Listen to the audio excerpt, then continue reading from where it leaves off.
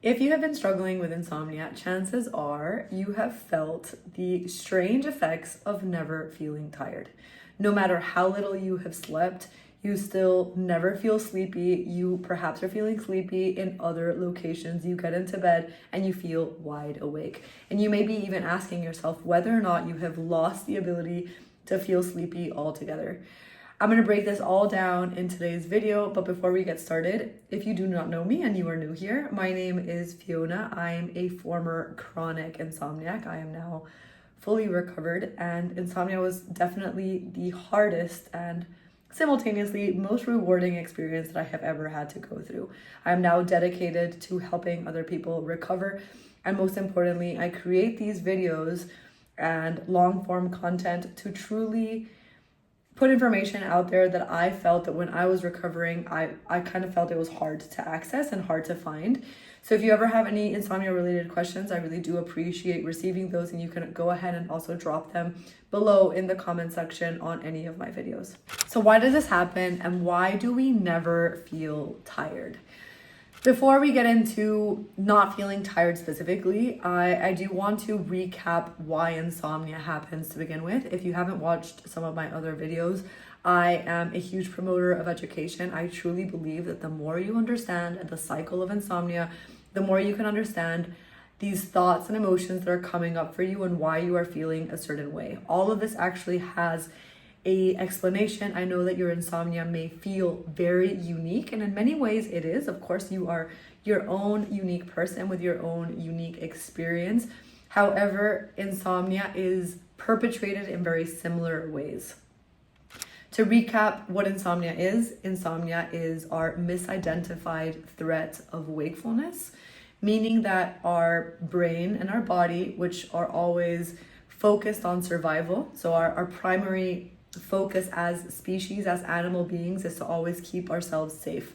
That is safe from any future unwanted situation, any present moment situation, or even any future emotion or even situation that might be kind of like involved with that.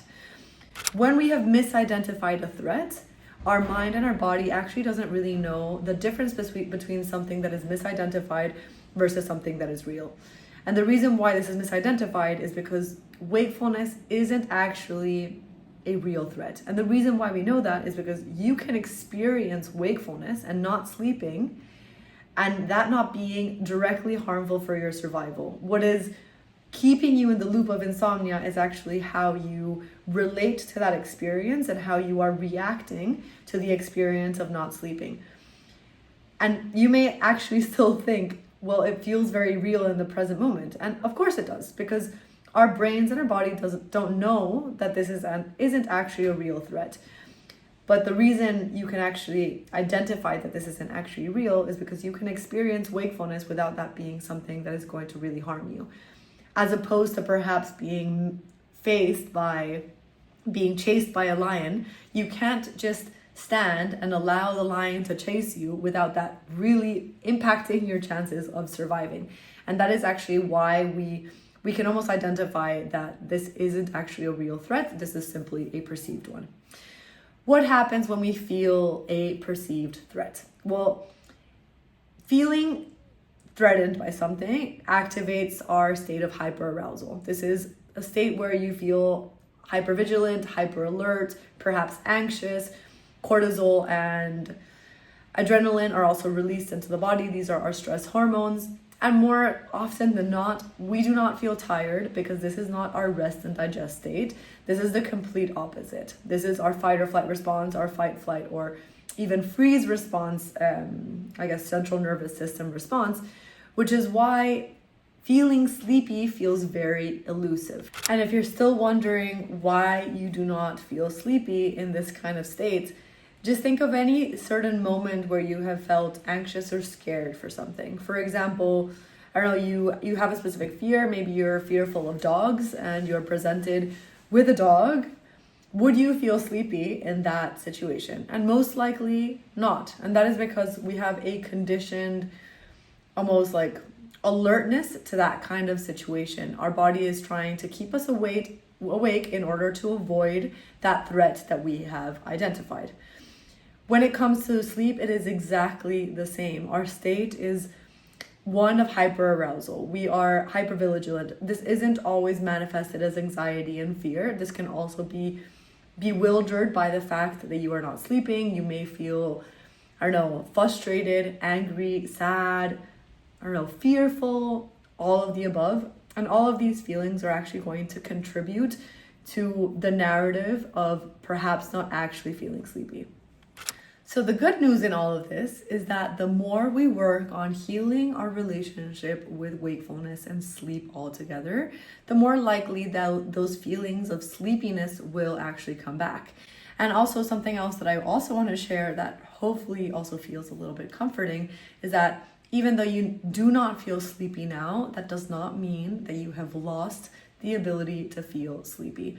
I think oftentimes when we're struggling with insomnia, we truly wonder, am I ever going to have that comfortable feeling of being tired, of wanting to get into bed, as opposed to one where you're currently fearful, you're wondering as to whether or not you are going to feel sleepy or even if sleep is going to happen.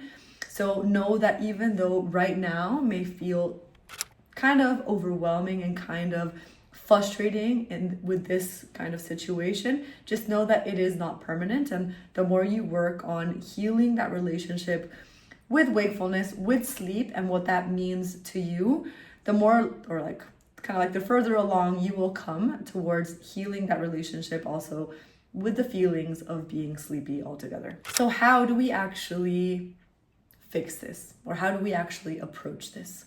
So now that you actually know why we're not feeling sleepy to begin with, I'd also like to remind you that the feeling of being sleepy is also not something you can control. Similar to us not being able to control the outcome of our nights, we cannot control as to whether or not we are or are not going to feel sleepy. And in fact, oftentimes, us feeling sleepy or not feeling sleepy is actually not even indicative as to whether or not you're going to have a good night or not.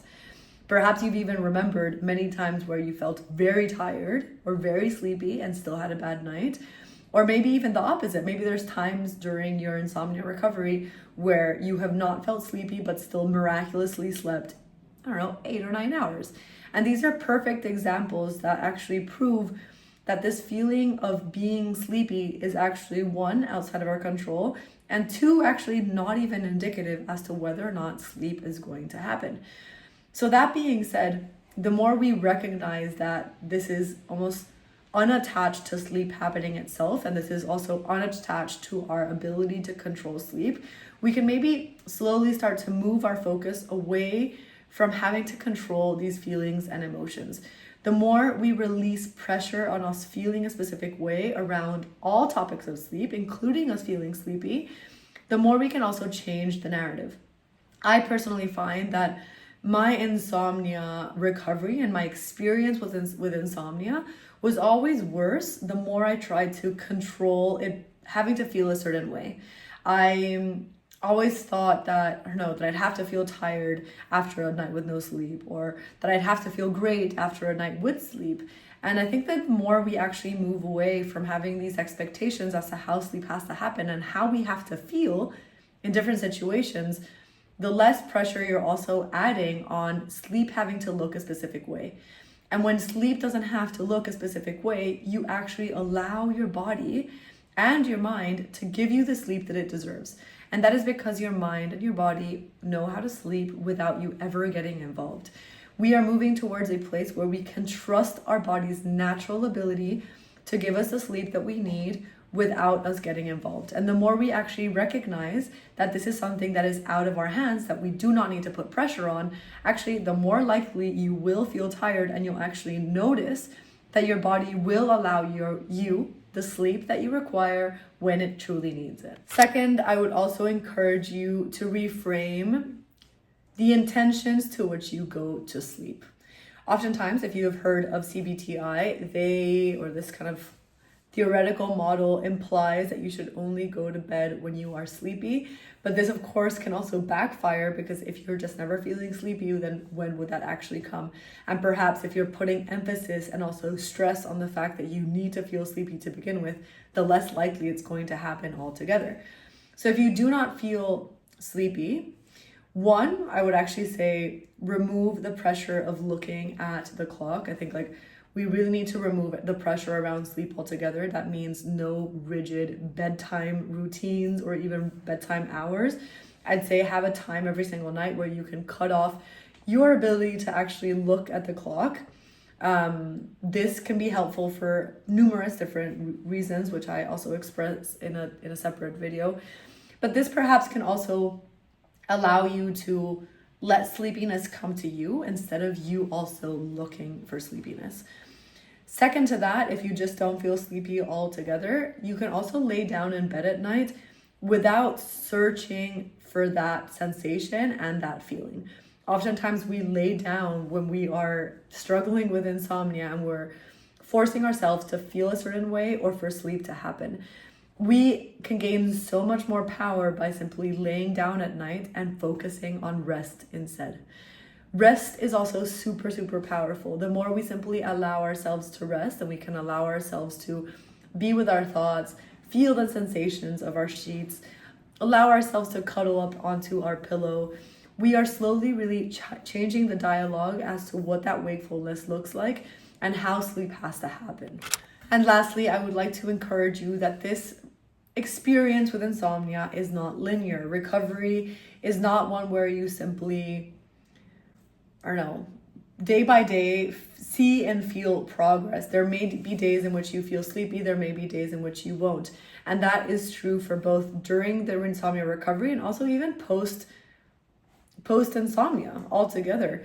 This is a journey where we are slowly moving from being fully detached to the outcome of sleep and what that actually means. So I'm not saying that you won't feel tired or that you won't feel irritable if you don't sleep, but what will change is our perception of that experience, and we will know that whether or not we do or do not sleep will not impact our direct safety, our direct feelings of whether or not we will or will not have a good day, and altogether just our knowledge and understanding that sleep is never something that you can search for, control, achieve with specific steps and routines.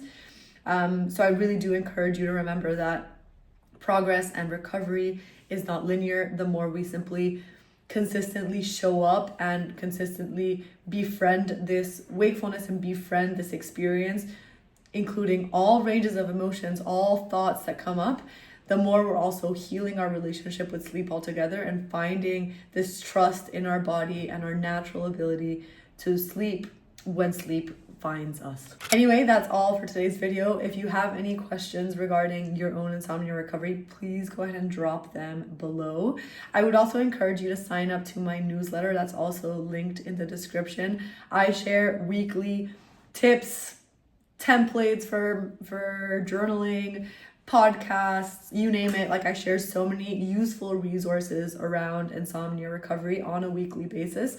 So I would definitely encourage you to sign up to the newsletter and make sure that you receive those every single week. Anyway, bye for now.